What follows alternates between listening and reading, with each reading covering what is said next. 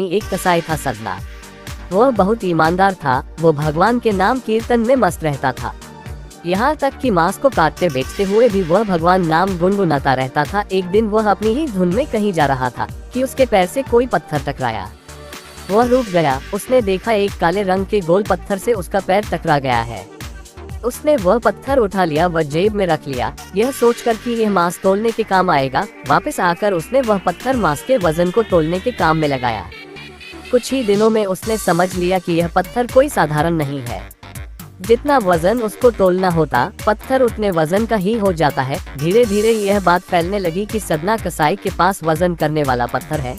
वह जितना चाहता है पत्थर उतना ही तोल देता है। किसी को 1 किलो मांस देना होता तो तराजू में उस पत्थर को एक तरफ डालने पर दूसरी ओर 1 किलो का मांस ही तोलता।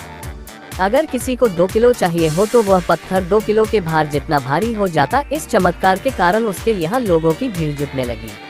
भीड़ जुटने के साथ ही सदना की दुकान की बिक्री बढ़ गई। बात एक शुद्ध ब्राह्मण तक भी पहुंची।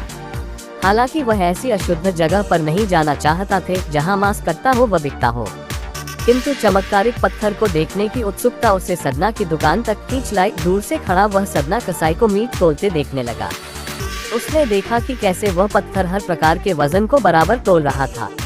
ध्यान से देखने पर उसके शरीर के रोए खड़े हो गए। भीड़ के छटने के बाद ब्राह्मण सदना कसाई के पास गया। ब्राह्मण को अपनी दुकान में आया देखकर सदना कसाई प्रसन्न भी हुआ और आश्चर्यचकित भी।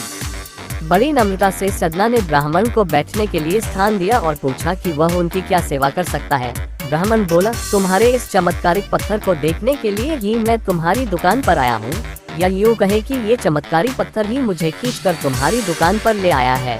बातों ही बातों में उन्होंने सदना कसाई को बताया कि जिसे पत्थर समझकर वो मांस तोल रहा है, वास्तव में वो शालिग्राम जी है, जो कि भगवान का स्वरूप होता है।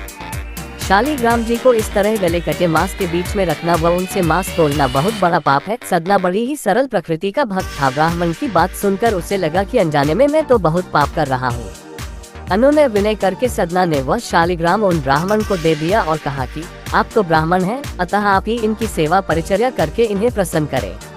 मेरे योग्य कुछ सेवा हो तो मुझे अवश्य बताएं। ब्राह्मण उस शालिग्राम शिला को बहुत सम्मान से घर ले आए।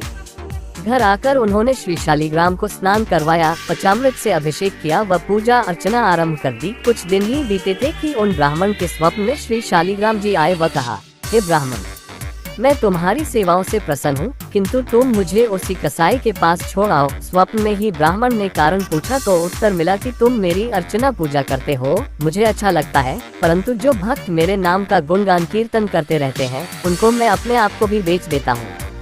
सदना तुम्हारी तरह मेरा अर्चन नहीं करता है, परंतु वह हर समय मेरा नाम गुनगुनाता रहता है, जो कि मुझे अच्छा लगता है, इसलिए तो मैं उसके पास गया था। ब्राह्मण अगले दिन ही सदना कसाई के पास गया व उनको प्रणाम करके सारी बात बताई व श्री शालिग्राम जी को उन्हें सौंप दिया। ब्राह्मण की बात सुनकर सदना कसाई की आंखों में आंसू आ गए।